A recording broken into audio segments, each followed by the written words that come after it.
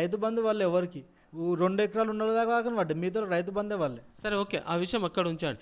ఇప్పుడు యూత్ తోటి అంటే మీరు యువత అని చెప్పేసి అంత మార్పు చేద్దామని నేను అనుకుంటున్నారు. అంటే ఏం మార్పు తీసుకొస్తారు? ప్రస్తుతం జరుగుతున్న పరిస్థితుల మీద మీకు ఏమైనా అవగాహన ఉందా? అయితే అన్న ఇప్పుడు మీకు ఒకటి చెప్తానన్న, ఇప్పుడు యూత్ వచ్చేసి మన రాజకీయంలో కొంచెం కష్టపడి ఇది పార్ట్ టైంలోనే తీసుకొని రాజకీయంలో కష్టపడి రాజకీయం సీరియస్నెస్ తీసుకొని వస్తే మన కరప్షన్ పోయిన స్టేట్ అవుతుంది, మంచి స్టేట్లా మారుతుంది. అది ఇంకో సైడ్ తీసుకున్నా, అదే యూత్ ఎంజాయ్ చేసుకుంటా పబ్లలో తిరుక్కుంటా ఈ మామూలు ఎక్స్ట్రా కరికులర్ యాక్టివిటీస్ ఉంటాయి కదన్న, అవి చేస్తూ ఉన్నాయి అనుకో, అది బెస్టా మన దేశానికి? ఇది బెస్టా? ఇదే కదన్న. ఇప్పుడు నన్ను చూసి ఇన్స్పైర్ అవుతారు అన్న. ఇప్పుడు నేను నాతో 100 మంది నాతో ఉన్నోళ్ళు కూడా ఇట్లనే వెళ్తారు, సర్వీస్ రూపంలో వెళ్తారు. నేను లేకపోయినా సర్వీస్ చేస్తూనే ఉంటారు. అందరిని చూసి వీళ్ళు కూడా ఇన్స్పైర్ కావాలి అని నా ఉద్దేశం అని, అంతే. అంటే మొత్తం మీద యూత్ను తర్వాత ఈవెన్ పేరెంట్స్ని కూడా వాళ్ళందరినీ సక్రమంగా దారిలో పెట్టడానికనే ఇప్పుడు ఆ మార్గం ఎంచుకున్నారా ఏందన్నట్టు? అదే మార్గం అన్న, మన యూత్ అంతా కరెక్ట్ ఉండాలి, పేరెంట్స్ కూడా గైడ్ చేయాలి. రాజకీయం అంటే ఇలాంటిది అంటే నేను చెప్తున్నాను, ఇంటికి మన డాడీ క్వాలిటీస్ ఉండాలన్న వాళ్ళకు కూడా, అట్లాంటి వాళ్ళని ఎంచుకోవాలి. మన కరెక్షన్ లేని స్టేట్ కావాలి. వీళ్ళకి అర్థమవుతుంది అన్న, అప్పులు చేసినా మన మీద పడుతున్నాయి. వీళ్ళు ఏమనుకుంటున్నారు, ఆడప్పు చేసి వాళ్ళే పోతారు, మాకేం సంబంధం. అంటే కరప్షన్ అంటే ఎవరు చేశారు కరప్షన్? ఎక్కడ జరిగింది కరప్షన్? ఇప్పుడు మీకే ఎక్కువ తెలుసు అన్న, మా అక్కడ మీరు మీడియా వాళ్ళు కాబట్టి ఎంత కరప్షన్ ఉంటుంది అన్న. మీరు మండల ఆఫీస్ పోయిన కరప్షనే, పోలీస్ స్టేషన్లో పోయిన కరప్షన్, ఎక్కడికి పోయినా కరప్షనే కదన్న. మరి మీరంతా మంది యూత్ ఉన్నారు, మీరంతా ఎందుకు ఆ కరప్షన్ని నిలువరించలేకపోతున్నారు?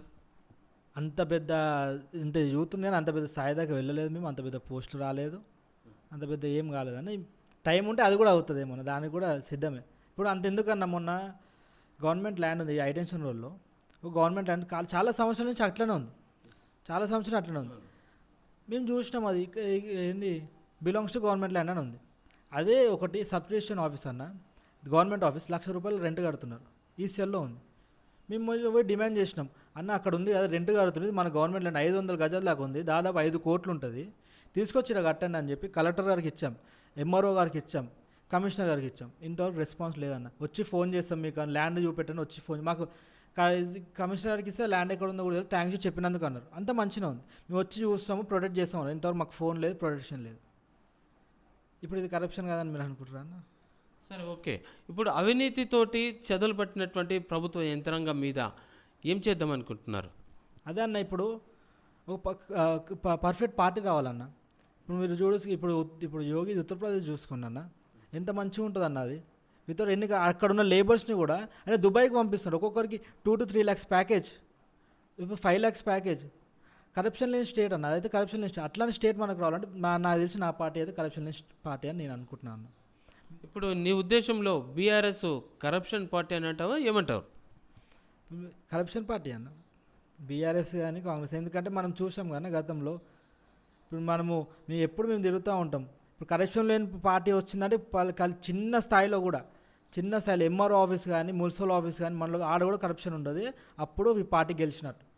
లేదు, ఇప్పుడు నువ్వు బీఆర్ఎస్ భారతీయ జనతా పార్టీ కండువ వేసుకొని ఇప్పుడు బీఆర్ఎస్ని విమర్శిస్తుంటే నువ్వు ఏకపక్షంగానే ఆలోచిస్తున్నట్టు లెక్క ఉన్నది, ప్రజాపక్షాన్ని కాదన్నట్టుంది.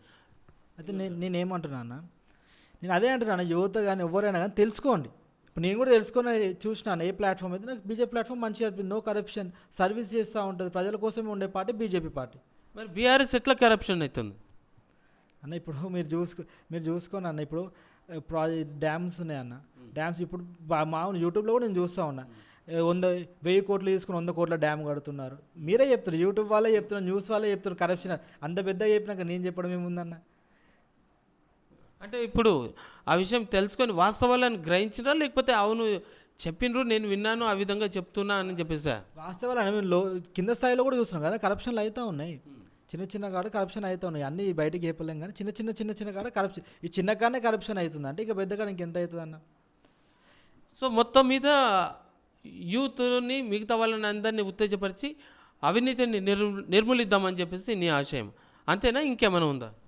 అవినీతిని తీసేసేయాలి, మనం సేవ చేయాలన్న. ఇప్పుడు మనకున్న దాంట్లో మనం సేవ చేసుకుంటూ పోవాలి. పబ్లిక్ ఎవరికైతే లేదో వాళ్ళకి సేవ చేసుకుంటూ పోవాలి. నేనున్న ఉన్నాను, నేనే ఎంత సేవ చేస్తున్నా అంటే అందరు కలుసుకుని ఇంకెంత సేవ చేయవచ్చు అన్న? మీరే ఇప్పుడు చాలా సేవ చేయొచ్చు, ప్రతి ఒక్కరు సేవ చేసుకుంటూ ఒకరికొకరు హెల్ప్ చేసుకుంటూ పోతే మంచి డెవలప్ అవుతూ ఉంటుంది మన స్టేట్ కూడా. కరప్షన్ లేని పార్టీస్ ఇంకా డెవలప్ అవుతుంది స్టేట్. మనకు వచ్చే కిరాణా సామాన్ ధరలు కూడా మనం తక్కువ కోసం ఇంటికి మనం మంచిగా ఉంటాయి. వీళ్ళు కరప్షన్ చేసి అప్పులు చేసి పెడుతున్నారు. అని ఇప్పుడు నా పార్టీ గురించి మీరు అన్నారు, నేను బీజేపీ కన్ను వేసుకొని మీరు అట్లే మాట్లాడుతున్నారని. 2014లో హైవే కిలోమీటర్స్ ఎంత ఉండేది సార్? 2500 కిలోమీటర్స్ ఉండే లెంత్ హైవే. 2014లో అప్పుడు వచ్చింది మా గవర్నమెంట్. ఇప్పుడు 9 ఇయర్స్లో 4,992 కిలోమీటర్స్ అయింది. అది దాన్ని డబుల్ చేసినాం అన్న. మేము అక్కడ ఉన్నా కానీ ఇప్పుడు తెలంగాణలో మా పార్టీ లేదు, కానీ తెలంగాణ డబుల్ చేసినాం. కానీ హైవే లెంత్ మన చూపించింది, దాని పక్షపాతం ఏమని చూపించింది. అది ఇప్పుడు మా గవర్నమెంటే లేదు తెలంగాణ, మేము ఎందుకు చేస్తాం ఆడ అనుకోలేదు కదా, కానీ హైవే చేసింది. అది మా పార్టీ అన్న. మా పార్టీ సిద్ధాంతం అట్లుంటుంది. అందరూ సేవ చేసుకుంటూ పోతుంది. వీడు మావాడు వీడు వాడు కానీ ఉండదు. ఎవ్వరు మనోళ్ళు కానీ బయట వాళ్ళు కానీ సేవ చేసుకుంటూ వెళ్ళిపోతాం అంతే. అయితే ఇప్పుడు బీఆర్ఎస్ సర్కార్, కేసీఆర్ సర్కార్ ఎట్లా ఉండేది చెప్పండి. కేసీఆర్ ఏ కరప్షనే ఉండే కానీ అది కూడా మేము చూసిన ప్రకారం అయితే. అయితే రేవంత్ సర్కార్ ఎట్లా ఉంటుంది అంటావు? ఇప్పుడు చూడాలని ఆయన వచ్చి 2 months అవుతారు, అందరూ అదే ఆయన క్వశ్చన్ చేస్తూ ఉన్నారు. మనం కూడా ఇప్పుడు ఛాన్స్ ఇచ్చారు ఆయనకు జనాలు, ఆయన చూసి ఛాన్స్ ఇచ్చారేమో. నాకు మొన్న ఒక మాట అనేది నచ్చలేదు, దాని మీద ఒక వీడియో కూడా చేశాను. మళ్ళీ ఎంపీ ఎలక్షన్స్ సీట్లు వస్తేనే అమలు పంచుతామని. చూద్దాం, ఇంకొక 1 year ఛాన్స్ ఇస్తే 1 year తర్వాత చూస్తారు, అప్పుడు తెలుస్తుంది అన్న. వీళ్ళది కూడా 2 monthsలో ఏం తెలుస్తుంది అన్న, ఏం తెలియదు. సో ఫైనల్గా మీరు చెప్పండి, యూత్కు మీరేం చెప్దాం అనుకుంటున్నారు? అంటే ముఖ్యంగా ఈరోజు యూత్ తీసుకునేటువంటి డెసిషన్ చాలా క్లిష్టమైనది ఉంటుంది, కఠినమైనది ఉంటుంది. రేపు రాబోయే తరాలకు కూడా ఒక మార్గం నిర్దేశం చేసే రకంగా ఉంటుంది. సో అలాంటి వాళ్ళకు నీ ఏజ్ స్థాయి వాళ్ళైతే చెప్పేటువంటి వర్డ్స్ కొంచెం వాళ్ళకి దిశానిర్దేశం చేసే రకం ఉంటుంది. ఎట్లా ఏం చెప్దాం అనుకుంటున్నారు అన్న? ఇప్పుడు యూత్ తలుచుకుంటే ఏమైనా చేయగలుగుతా అన్న. ఇప్పుడు నేను ఉన్నా అన్న, ఇప్పుడు నా యూత్ తలుచుకుంటే ఇప్పుడు మా డివిజన్లో ఎవ్వరు ఎలక్షన్స్ అప్పుడు ఎవ్వరు ముందుకు రాని టైంలో కూడా మేము ముందుకు వచ్చి బీజేపీ అంటే ఏందో చూపించి ఆఫీస్ ఓపెన్ చేసి జెండా ఎగిరేసినాం అన్న. ఈడ ఎవ్వరు ముందుకు రాలి, మేము ముందుకు వచ్చి పని చేసి ఫస్ట్ అయింది. బట్ 10 డివిజన్లలో బీజేపీ ఓటింగ్స్ ఉంటాయి కన్నా, ఈ డివిజన్లో ఈ డివిజన్లో అని. ఈ 10 డివిజన్లలో ఫస్ట్ మా డివిజన్ వచ్చినంత కష్టపడ్డామన్న. నేను నా టీం కలిసి ఒక పార్టీకి ఇన్ని ఓట్లు తెప్పించినామన్న. ప్రతి ఒక్క యువత కూడా రాజకీయంలో చూసుకోవాలి, మంచి కరప్షన్ లేని పార్టీ రావాలి మనకని తపస్సు చేస్తే కరప్షన్ లేని పార్టీ రాదన్న మనకి. అప్పుడు మన స్టేట్ కూడా బాగుపడుతుంది అన్న. మన స్టేట్ బాగుపడితే ఆటోమేటిక్ మన అందరూ బాగుపడతాం అన్న. మనకు తక్కువగా అన్నీ వస్తే మనకు అప్పు లాంటివి ఏముండే, పెట్రోల్ రేట్ తగ్గుతుంది, కిరాణా సామాన్ రేట్ తగ్గుతుంది, ఇంట్లో సేవింగ్స్ కూడా అవుతాయి కదన్న. మన డైలీ ఖర్చులు కూడా తగ్గుతూ ఉంటాయి, ఇప్పుడు రెంట్లు కూడా తగ్గుతూ ఉంటాయి. ఇప్పుడు మనం ఎప్పుడైతే ఏ పార్టీని కరెక్ట్ పార్టీని ఎంచుకోమో మనం మైనస్ అయితేనే ఉంటాం అన్న. వాళ్ళు చేసే అప్పులన్నీ మన మీద పడతాయి. ఇప్పుడు మనం కట్టేది ప్రతి ఒక్కరికి పోతుంది అన్న. పోలీస్ వాళ్ళకి కానీ ఎమ్మెల్యేలకు కానీ, సీఎంకి పోయే 4 lakhs 5 lakhs అంటారు, నాకు కూడా ఎగ్జాక్ట్గా తెలియదు. ఆయనకు పోయే డబ్బులు కూడా మనమే. ఇప్పుడు మనమే కట్టాలి అప్పు. అది ఉద్దేశించుకొని మనసులో పెట్టుకొని యువత అందరూ బయటికి వచ్చి కష్టపడాలన్న. ఎందుకంటే మనమే లాస్ అవుతాం. ఒక రాంగ్ పార్టీని ఎంచుకుంటే మనం లాస్ అవుతాం. మనం కరెక్ట్ పార్టీని ఎంచుకోవాలి, కరెక్ట్గా వెళ్ళాలి. అట్లా దాంతోపాటు మనం సర్వీస్ చేసుకుంటూ పోవాలన్న. ఇప్పుడు నేను సర్వీస్ చేస్తున్నాను. ఆయన బీజేపీ సపోర్టర్ ఉంటాడు, ఒక ఆయన కాంగ్రెస్ సపోర్టర్ ఉంటాడు, ఒక ఎంఐఎం సపోర్టర్ ఉంటాడు, ఒక ఆయన బీఆర్ఎస్ సపోర్టర్ ఉంటాడు. అవన్నీ చూడన్న. నేను సర్వీస్ చేసేటప్పుడు సర్వీస్ అది వేరేది, ఇది వేరేది. నేను పార్టీ ఉద్దేశం కూడా పార్టీలో ఫైట్ చేస్తాను. నేను సర్వీస్ ఏ పార్టీ అయినా కానీ, అసలు ఏ పార్టీ సపోర్ట్ చేయని ఉంటారు, ఎవరికైనా సర్వీస్ చేసి ఏదైనా చేస్తాను. ఇది అవినీతి రహిత సమాజాన్ని నిర్మించి ప్రజలకు మేలు చేయాలనేటువంటి సంకల్పంతో వచ్చినటువంటి యువత. అయితే నేడు రాజకీయ రంగంలోనూ కూడా అవినీతితోటి కూరుకుపోయినటువంటి పరిస్థితులు, వీటన్నిటిని ఛేదించుకొని యువతలో కొంత మార్పు తీసుకొచ్చి సమాజాన్ని నిర్మించే దిశగా అడుగులేస్తున్నటువంటి పరిస్థితి నెలకొన్నది. అయితే అందుకు అడుగులేస్తున్నటువంటి మంజునాథ్తో చెప్పినటువంటి విషయాలు ఇది. కీర్తి శ్రీనివాస్, హైదరాబాద్.